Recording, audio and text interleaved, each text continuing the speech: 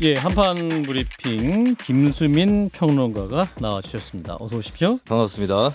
자, 국민의힘 윤석열 후보 측과 이준석 대표의 갈등 어젯밤에 극적 포옹으로 봉합이 됐군요. 예, 시간이 좀 지났는데 어쨌든 밤 상황 조금 다시 짚어보도록 하겠습니다. 이준석 대표 어제 오후에 의원총회에 출석을 해서 소위 세대 포위론이라는 것을 내세우면서 발언을 이어갔습니다. 예. 그러니까 2030 쪽에 표심을 얻어야 한다. 뭐 쉽게 그렇게 얘기할 수 있는 세대 포위론인데 청년 세대가 돌아오지 않으면 선거 승리가 없다라고 이준석 대표가 밝혔고요. 만약 의원총회에서 이준석의 복귀를 명령하신다면 저는 지정해 주신 어떤 직위에도 복귀하겠다라고 전향적인 선언을 했습니다. 그리고 연습 문제라는 표현 윤석열 후보에게 아침 지하철 출근길 인사 해야 된다. 이거 연습 문제라고 표현한 거에 대해서도 익살스럽게 표현한 것인데 그 표현이 불편했다면 정말 사과드린다. 불찰이다. 이렇게 밝혔습니다. 예. 그리고 윤석열 후보가 이어서 의총장에 등장하면서 국민의힘 내전은 봉합 국면으로 들어갔는데요. 윤석열 후보는 모든 것이 제 책임이다. 지난 일을 다 털고 오해했는지 안 했는지는 잊어버리자라고 발언을 했습니다. 또 이준석 대표도 세 번째 도망가면 당 대표직을 사퇴하겠다라고 밝혔고요. 그리고 의원총회에서 추인되었던 사퇴 촉구 결의문도 철회가 됐습니다. 예. 그리고 윤석열 후보는 이준석 대표가 손수 운전하는 전기차를 타고 평택 공사장 화재로 순직한 소방관 빈소를 찾는 행보를 하기도 했고요. 예. 이때 차량 뒷좌석에는 김기현 원내대표와 권영세 사무총장도 같이 탑승을 했습니다.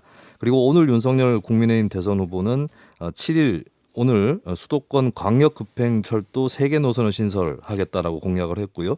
김포 골드선을 타고 국민의힘 당사로 출근을 했습니다. 예. 자, 한편 윤석열 후보 이제 본격적으로 또 아직 나서지 않고 있는 홍준표 의원에게 만남을 제안했다고 하죠. 그리고 안철수 후보는 이 가운데 이제 단일화 선을 긋고 있는 이런 상황도 계속 보여지고 있군요. 그렇습니다. 현재 2030 남성 여성 양쪽에서 호감도가 낮게 나타난다. 이것이 윤석열 후보의 현황인데요. 예. 이 지지율 상승 프로젝트의 일환이라고 볼 수 있을 것 같습니다. 경선 낙선자들에 대한 포용 행보에 들어갔는데 윤석열 후보가 밝힌 바로는 어제 신년 인사 겸 안부 전화를 홍준표 의원에게 드렸고 다음 주쯤에 한번 나를 잡아서 보자고 말씀을 하시더라라고 했습니다. 그리고 홍준표 의원하고 각을 세웠던 김종인 전 위원장이 현재 공백이기 때문에 그렇죠. 홍 의원을 영입하는데 가능성이 커졌다 이런 기대감도 한편 나오고 있습니다. 또 2030 세대에서 비교적 지지율이 높은 정치인으로 꼽히죠. 유승민 전 의원에게도 러브콜을 보낼 전망이라고 합니다.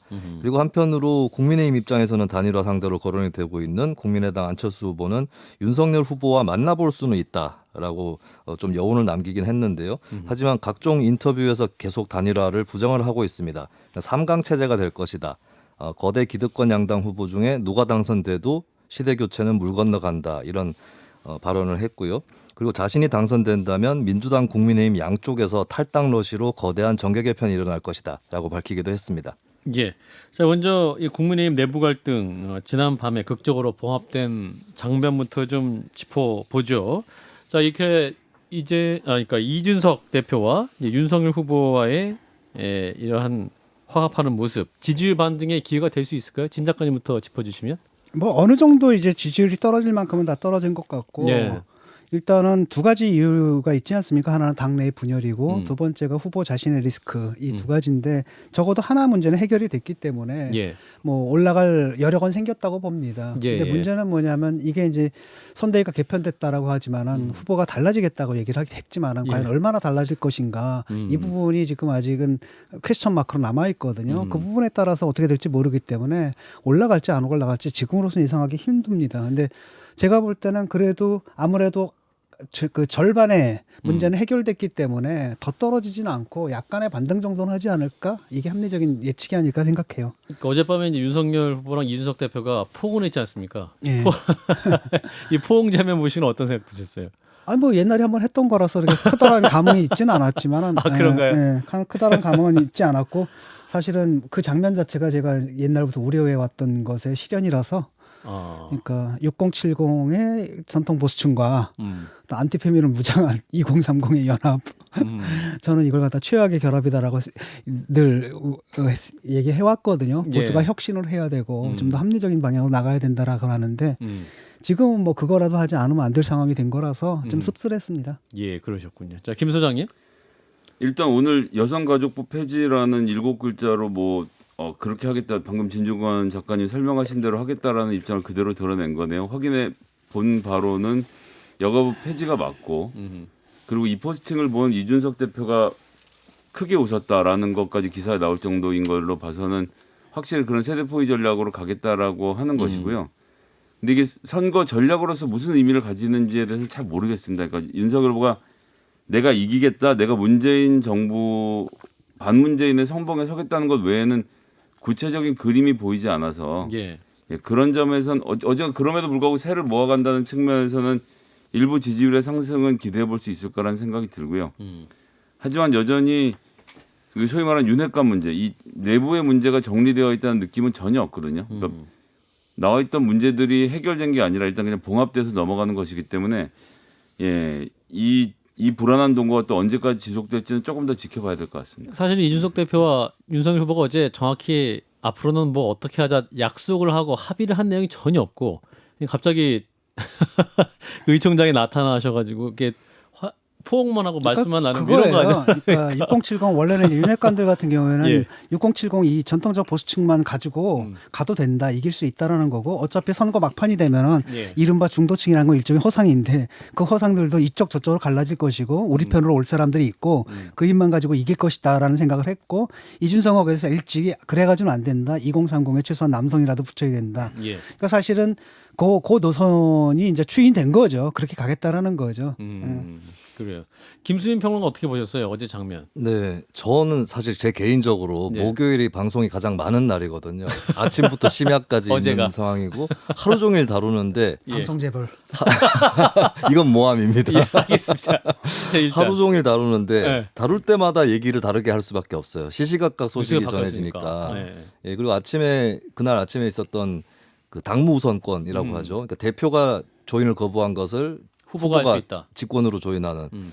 이거 굉장히 근데 그 갑자기 옆에 같은 방에 있는 상황에서 그렇게 펼쳐진다는 건 초유의 상황이었고 예, 굉장히 저도 정치평론을 뭐 오래 한 측면은 없지만 어제는 굉장히 신기한 날이었다. 그렇죠. 네, 정신이 그리고 하나도 없더라고요. 제가 모처에서는 방송을 실컷 해설을 해놓으니까 예. 딱 끝나는 순간에 속보로 포옹했다 떠서 멘탈이 붕괴되는 줄 알았습니다. 예, 그러니까요. 이 가운데 이제 또 홍준표 의원의 역할도 부각이 되고 유승민 전 의원에게도 이제 후보가 말을 건네고 있는데, 자 윤석열 후보에 대한 지원, 홍준표 의원은 그러면 다음 주에 만나서 적극적으로 나설 수 있을까요? 이 부분은 어떻게 보세요, 진짜? 글쎄요, 시간이 좀 더 필요할 것 같고요. 아, 일단은 그런가요? 이제 홍준표 후보에게 눈의 가시 같은 존재인 김종인 위원장이 일단 정리가 되지 않았습니까? 예. 라고 하니까 자기가 들어가기 좀 편해진 측면이 있고 사실상 원래는 그게 하나의 시나리오였던 것 같아요. 그때 그 전에 만나지 않았습니까? 그래 만나가지고 얘기를 했는데 바로 그 다음에 김종인 위원장을 딱 끌어들이니까 홍준표 후보로서는 상당히 배신감 같은 거 느낄 수도 있었을 거라는 거죠. 내가 이용당한 거냐. 근데 이제 일단 그 문제가 해결이 됐다라는 게 전제가 되고. 근데 아마도 조금 더 시간이 필요할 것 같고 홍준표 후보로서는 자기가 갖고 있는 뭐랄까 정치적 역량들 이런 것들이 정책 효능감이 최고점에 도달할 때쯤 결합할 것 같고요. 유승민 후보는 어떻게 이렇게 모르겠어요. 이게 뭐 자취를 감춰버려가지고 이렇게 안 나오기도 쉽지 않은데. 이렇게 안 나오기도 참 쉽지 않은데 잘 그러니까요. 예측이 잘 안 됩니다. 김 소장님.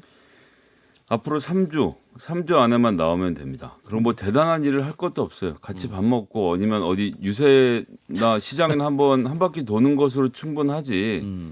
예, 패배한 대선 후보들 여기저기 끌고 다니면서 이거 해라 저거 해라 말하는 것 자체가 이분들이 나쁜 이야기 안 하고 다니는 것만으로도 사실 큰 선거운동 도와주고 있는 거거든요. 그래서 저는 나타나시면 3주 안에 나타나셔야 되나. 그 안으로 들어가면 사실은 바람을 일으키는 데는 한계가 있기 때문에. 근데 유승민 의원은 글쎄 뭐 본인의 의사를 전혀 파악할 수 없지만 제가 보기에 이 정도 하면은 이런 상황에서 나는 안 되겠구나 생각을 하시는 것 같아서 그분의 등장은 좀 기대해 보기 어렵겠다 싶습니다. 이제 그분이 이제 나서주면은 약간 이제 중도층에 약간의 소구력을 가질 수는 있는데 예. 그렇지 않을 경우에 이제 사실 세대 연합론으로 이제 치르는 거고 사실 2030 남성들의 표를 뭐 절반은 이준석이 갖고 있고 절반은 지금 홍준표가 갖고 있는데 그것을 붙여주는 효과 정도를 기대해야 될 것 같아요. 예. 자, 홍준표 의원의 등판 여부, 또 유승민 전 의원 어떻게 반응할지 이 부분도 관전 포인트가 될 것 같고요. 단일화 계속 얘기 나오는데 안철수 대표 어떻게 될까요? 근데 지금 단일화에 선을 긋고 긋고 있죠. 있죠. 당연히 그래야 되는 겁니다. 지금부터 단일화 얘기하면 안 돼요. 끝까지 같이 가야 올라갈 되고 때까지. 절대 음. 마지막까지 자기 몸값을 최대한 끌어올려야 되고 제가 이제 15% 얘기를 했는데 예. 오늘 뒤에 어느 여론조사에서 15%가 나왔더라고요. 아하, 안철수 후보의 지지율 자체가. 예. 근데 이제 그것은 제가 볼 때는 윤석열 후보의 리스크랑 아주 연동이 돼 있는 겁니다. 왜냐하면 윤석열 후보에서 빠진 표가 이재명한테 안 가요. 거의 안 갔더라. 하나도 안 가고 거의 고스란히 어디로 옮겨가냐면 안철수한테 옮겨갔거든요.